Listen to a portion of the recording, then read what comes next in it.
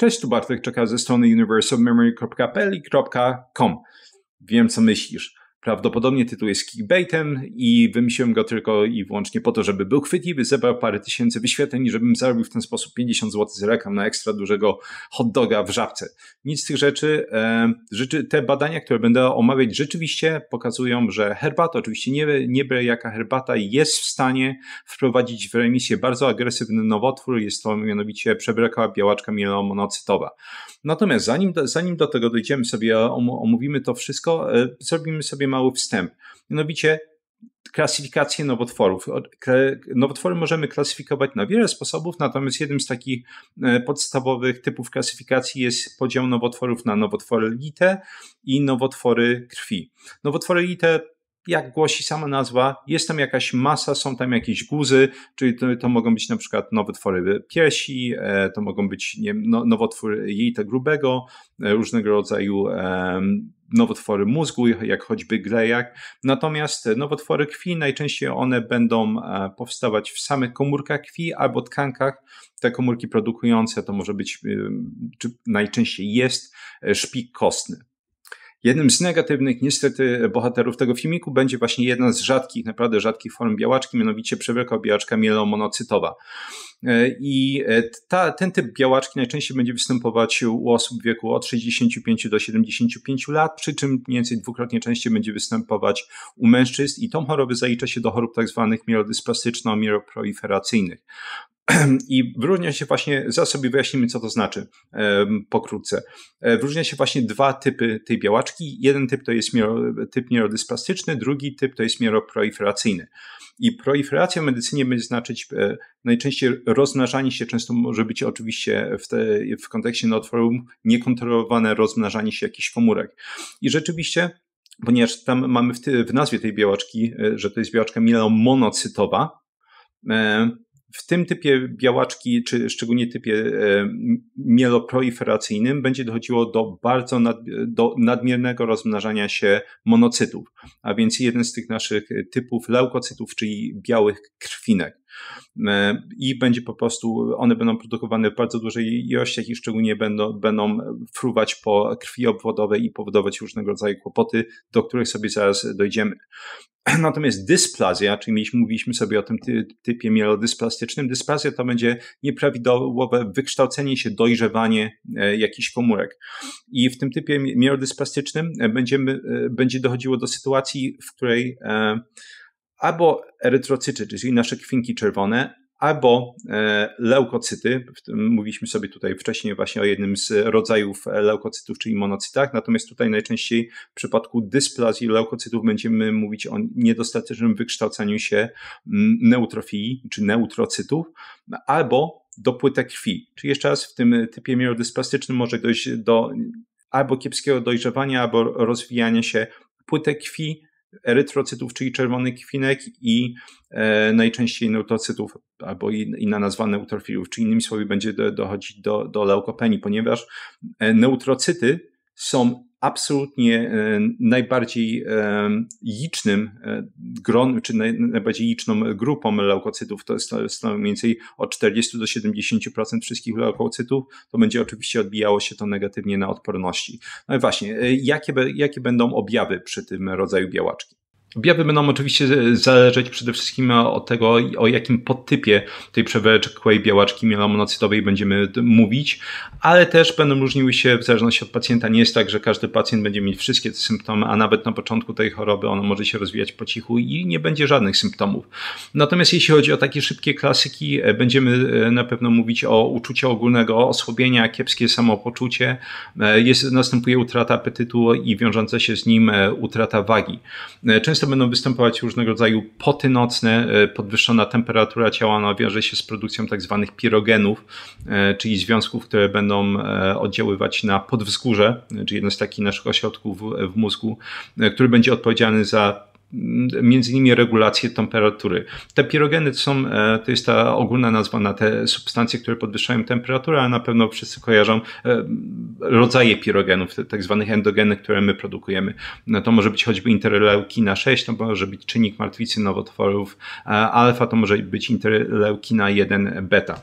Więc przy tym typie białaczki, czy w ogóle w wielu typach białaczki, ta produkcja tych cytokin i tym samym one jeszcze raz nazywają się pirogeny, będzie powodowało podwyższenie temperatury ciała, może prowadzić do tych nocnych potów.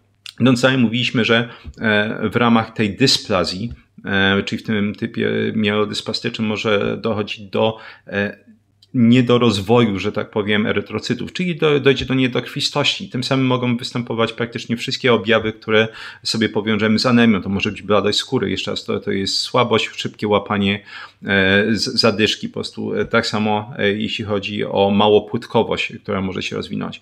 Jeśli chodzi o neutropenię, czyli ten obniżony poziom neutrocytów czy neutrofilii, oczywiście będzie to oddziaływać na odporność. Może być tak, że po prostu co chwila człowiek zaczyna być przeziębiony.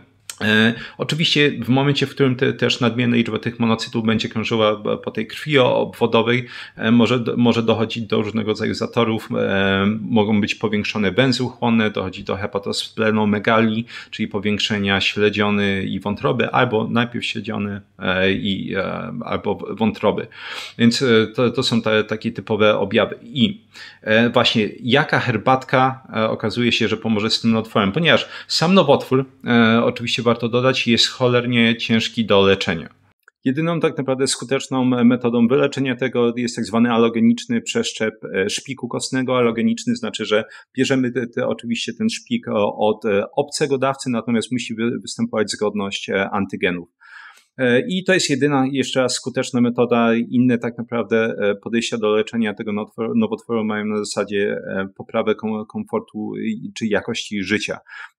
To jest podawanie różnego rodzaju tak zwanych leków hipometylujących, które będą majstrować przy DNA nowotworów. To może być chemioterapia w momencie szczególnie będzie polecana, jeśli występuje ten typ mieloproliferacyjny i ta ilość monocytów, między innymi blastów, do których sobie też zaraz dojdziemy, w krwi obwodowej zaczyna być bardzo duża. Leki hipometryzujące, wspomniałem, hydroksymocznik. Natomiast ogólnie, jeszcze raz, leczy się bardzo ciężko i choroba ma bardzo agresywny przebieg i rokowania nie są dobre. I właśnie dlatego, ze względu na po prostu to, że to jest choroba rzadka, rokowania są kiepskie, absolutnie rozwala czachę, co właśnie naukowcy w paru badaniach odkryli, że herbata z wyciągiem z korzenia mniszka lekarskiego jest w stanie wprowadzić sam, bez jakichkolwiek dodatkowych leków i suplementów, tą chorobę w remisję. I teraz omówimy sobie takie studia przypadków, ponieważ to są rzeczy bardzo, bardzo świeże. Nie jest tak, że dysponujemy olbrzymimi jakimiś bardzo szeroko zakrojonymi badaniami i szczerze mówiąc ich nie potrzebujemy dla osoby, bo oczywiście też filmik jest tak naprawdę nagrany tylko i wyłącznie dla osób, które się interesują jakimiś ciekawostkami, ale dla osób szczególnie, które mają w rodzinie osoby, które są właśnie chore na tą chorobę i może właśnie szukają jakichś informacji na ten temat. Pierwsze case study, czyli studium przypadku, to 70-letni mężczyzna. Przeszedł on dosyć typowe leczenie, jeśli chodzi o ten typ białaczki. Dostał, czy przynajmniej podtyp białaczki mieloproliferacyjny. Dostał 7 plus 3 tury chemioterapii. Następnie próbowano go leczyć cytarabiną. Cytarabina to jest taki sprytny lek, który jest analogiem nukleozydów. Nukleozydy to są te cząsteczki budujące DNA, więc to jest analog. On jakby jest w stanie wbudować się w DNA nowotworów i tym samym zaburzyć ich replikację, ponieważ to są tak zwane komórki, jak to się mówi, Hayflick to odkrył parędziesiąt lat temu, komórki nieśmiertelne. One mogą się replikować w nieskończoność. Więc ta cytarabina jest w stanie to zakłócić, ale to taka ciekawostka, to jest naprawdę sprytny lek. Natomiast ani chemioterapia, czyli w sumie te 10 tur chemioterapii, ani terapii cytarabiną absolutnie u niego nie zadziałały. I zaczął on pić, jeszcze raz, brzmi absurdalnie, wiem, zaczął pić 3 kubki herbaty z wyciągiem z korzenia mniszka lekarskiego dziennie i to pomogło wprowadzić tą białaczkę w remisję. Wystarczy, że w badaniu to ładnie podkreślili, że wystarczy, że konsumpcja będzie spadać poniżej 3 filiżanek czy kubków dziennie i już poziom monocytów krwi obwodowej zaczyna się znacząco podnosić. Czyli można powiedzieć, że jedyna rzecz, która stoi po prostu na straży jego zdrowia i wprowadza tą przewlekłą białaczkę mielomonocytową w remisję, są filiżanki, kubki, tam bo oczywiście podałem cups jako filiżanki, ale nie jestem pewien jak duże one są, to tak czy siak te właśnie 3 powiedzmy filiżanki herbaty z wyciągiem z korzenia mniszka lekarskiego. To jedyne co wprowadza ten nowotwór w remisję. Absolutnie niesamowite. Zapomniałem dodać, a jest to szalenie ważne, że do momentu publikacji tego badania, na podstawie którego między innymi nagrywamy filmik, same spożywanie tych herbatek było w stanie na 4 lata wprowadzić tego mężczyznę, czy tą chorobę w remisję u tego mężczyzny. Więc dosyć długi czas, szczególnie patrząc jeszcze raz na bardzo, bardzo negatywne rokowania w przypadku wystąpienia tej choroby. Drugim przypadkiem natomiast jest 66-letnia kobieta. Przebieg leczenia był podobny jak u tego mężczyzny. 7+3 tury chemioterapii, była leczona wysokimi dawkami cytarabiny. Podawano jej również Neupogen. To jest takie, mówiliśmy sobie, że jakby w tym typie mielodyspastycznym będzie dochodzić do neutropenii, czyli niskiego poziomu neutrofii i Neupogen jest w stanie podnosić ten poziom neutrofii. Leczenie było bezskuteczne praktycznie w każdym z tych przypadków. Znowu kobieta weszła na 3 filiżanki dziennie herbaty z wyciągiem z korzenia mniszka lekarskiego. I to na moment publikacji tego badania było w stanie wprowadzić chorobę w remisję. Bo jeszcze raz, w momencie, w którym nie działa cytarabina, nie działał Neupogen, nie działała chemioterapia, był w stanie wprowadzić tą chorobę w remisję na 5 miesięcy, jeszcze raz do czasu publikacji. Nie szukałem jakby update'ów czy aktualizacji tych badań. Nie wiem nawet, czy one występują, bo one są dosyć świeże. Oczywiście zafascynowany takimi odkryciami zacząłem grzebać dalej, czy są inne badania, jakieś studia przypadków, które potwierdzają takie efekty picia herbaty z dziurawca i rzeczywiście były. W kolejnym badaniu opisano kobietę jako elderly, czyli starszą kobietę. Znowu podejrzewam ze względu na przedział wiekowy, w którym zapada się na tą chorobę, że była to kobieta po 60 roku życia. Ona odmówiła jakiejkolwiek terapii, stwierdziła, że będzie leczyć się tylko i wyłącznie herbatą. Tam udało się tylko i wyłącznie przy pomocy tej herbaty. Znowu cały czas te dawki były 3 filiżanki dziennie, wprowadzić tą białaczkę w remisję, natomiast jej stan pogorszył się po 3 miesiącach. Kolejna kobieta, 60-letnia, u której wystąpił ten typ białaczki, ona cierpiała na lekooporny typ białaczki, nie reagowała na żadne leki. Znowu zdecydowała się na te 3 filiżanki dziennie, wprowadziło to nowotwór w remisję i na moment publikacji badania była już 5 miesięcy w remisji. I ostatni przypadek o tyle ciekawy, że nie mówimy tym razem o przewlekłej białaczce mielomonocytowej, tylko o ostrej białaczce szpikowej. W tym przypadku ostrej białaczki szpikowej pacjentka nie nadawała się do agresywnego leczenia cytotoksycznego, a więc chemioterapią. Podawano jej tylko niskie dawki cytarabiny, które nie bardzo przynosiły efekty. Zdecydowała się pić właśnie 3 herbatki dziennie i udało się wprowadzić na moment znowu publikacji tego badania na 15 miesięcy tą chorobę w remisję. I co ciekawe, gdy jest tam wzmianka, że gdy nie mogła, i ta wzmianka jest ważna, bo to jest jakby kolejne takie potwierdzenie, że rzeczywiście ta herbata z dziurawca musiała robić swoje. Był taki miesiąc jeden, że nie mogła znaleźć tej herbaty z dziurawca i wtedy te blasty w krwi obwodowej, to jest jeden z takich, te blasty to można powiedzieć są prekursory do różnego rodzaju komórek krwi i one są bardzo takim jednoznacznym znakiem, że ta białaczka się rozwija, czy białaczka występuje, właśnie identyfikacja tych blastów krwi obwodowej. Więc przez ten jeden miesiąc, kiedy nie mogła znaleźć, czy załatwić sobie herbaty z dziurawca, to był jedyny miesiąc, kiedy zaczęto wykrywać u niej blasty w krwi obwodowej. To absolutnie fascynujące. Pomijając jakby niesamowitą wartość praktyczną tego wszystkiego, o czym tu mówiłem, tych informacji, które wyciągnęliśmy sobie tutaj z badań, jest to, że jeszcze raz, tak jak powtarzam, badania kliniczne, takie różnego rodzaju studia przypadków, czy badania randomizowane, zaszczepione i tak dalej, to jest złoto, jeśli chodzi o informacje w przypadku dowolnej choroby, ale również nowotworów. Moje bardzo jednoznaczne zdanie, jeśli chodzi o medycynę akademicką czy mainstreamową, jest takie, że ona leci swoim torem, a badania kliniczne lecą drugim i zauważyłem, że najczęściej przecinają się te rodzaje medycyny tylko i wyłącznie jeśli chodzi o farmakologię, najwyżej bardzo rzadko przecinają się jeśli chodzi o cokolwiek innego, jak choćby dietę. Więc już pomijając jakby tą przewlekłą białaczkę mielomonocytową, o której sobie mówiliśmy, czy białaczki, jeśli chodzi o jakiekolwiek inne nowotwory, naprawdę jest mnóstwo różnego rodzaju badań, które pokazują skuteczność bezpiecznych związków czy relatywnie bezpiecznych suplementów, ziół w badaniach nawet randomizowanych, więc nawet jeśli wydaje się, że tej nadziei nie ma dla ciebie czy dla twoich bliskich, to uważam, że ona jest i ona często jest właśnie do znalezienia w tych badaniach klinicznych. Jeszcze raz, nie ma co liczyć, że usłyszymy tak naprawdę od innych o tych badaniach. I to jest jeszcze bardzo ważne, że mówimy o badaniach. Mamy coś sprawdzone, mamy coś udokumentowane, bo najgorsze, jeśli chodzi o takich pacjentów, jest desperacja.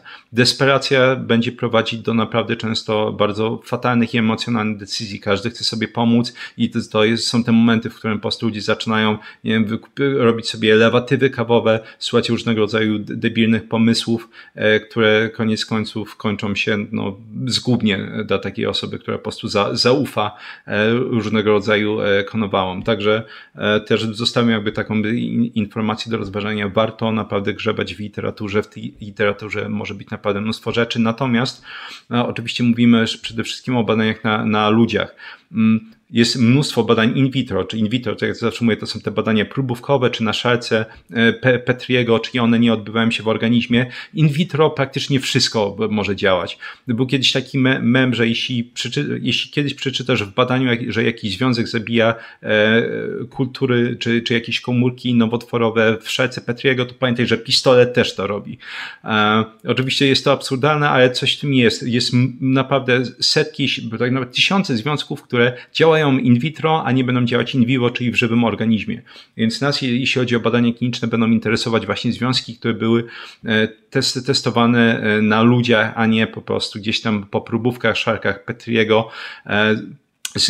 Są nawet takie cholernie drogie, komercyjnie dostępne badania, jak jakiś Onconomics, że jest robiona płynna biopsja i oni testują i ci mówią, że masz całą listę różnego rodzaju substancji, które na przykład udowodniono w badaniach, że będą działać na te komórki nowotworowe w twoim typie nowotworu. Co z jednej strony owszem tak, ale całe mnóstwo tych badań, które po prostu się dostaje, to będą właśnie in vitro. Nie ma praktycznie żadnego przełożenia i może być tak, że po prostu człowiek traci bardzo cenny czas testując czy wprowadzając różnego rodzaju naprawdę szalone suplementy, które nie działają i nie mają prawa działać.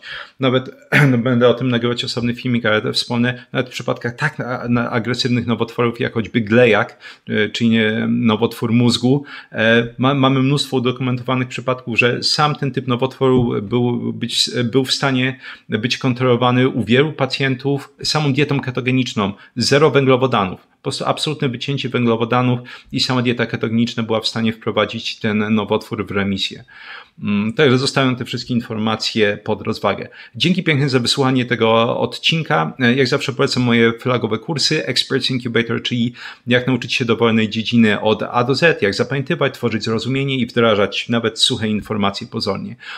Kurs o 1 włos za daleko, więc jak zatrzymać i odwracać łysienie androgenowe i nie tylko.